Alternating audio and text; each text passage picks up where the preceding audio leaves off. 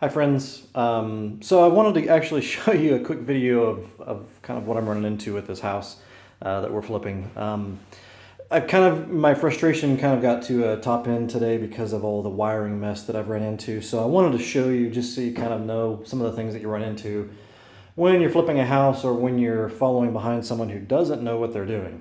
And I am by no means an end-all be-all expert, but I also know how to recognize when things are not right, and I typically know how not to do things. So this is an example of how not to do things. But anyway, so as I'm going through this house, one of the things that we've noticed is there's been a few cases where the person who wired it didn't know what they were doing, and they've done some things kind of like this. So this is actually behind a door frame. It is a where they've spliced two runs together, and it's not in a box. It's pretty unsafe. If you were to pull on stuff and it comes apart, you run the risk of getting shorts. So this is actually what I've been working on today, is trying to figure out where this runs, because the power is actually coming in from this side, and there's not enough room to bring it back up into the attic, and it actually feeds this bedroom. So what I did is I went up in the attic and started tracing things, and unfortunately in the attic that didn't necessarily reveal all my problems, but it did reveal that I had several open splices. Again, this was not a junction box before. There was one down there that was not a junction box. There was one right there that was not a junction box. So I've now fixed all of that and tried to figure out, I've still got a few things to take care of. It's a little bit silly, but anyway, so I was still trying to figure out where the heck this other one ran to. And so what I ended up having to do, because it goes through the wall, is I pulled the paneling off here. This is in the area leading down to the cellar, and I found a situation here where there was another joint here. They were literally 6 inches from where they needed to be.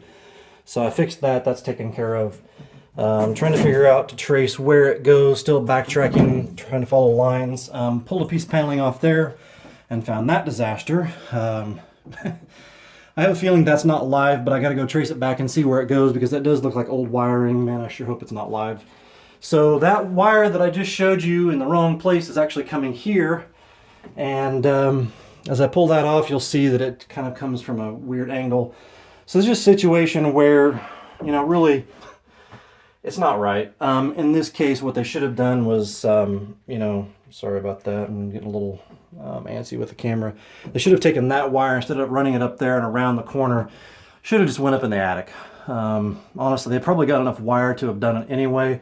If they just went up in the attic and went across, it would have been much better. It would have been much safer, and basically it would have created me a situation where I wouldn't have been wanting to punch someone. So anyway, yeah, just a silly example of how people that don't know what they're doing shouldn't be doing wiring. So my advice to you, if you don't know what you're doing, please hire someone, or get somebody in that does know what they're doing.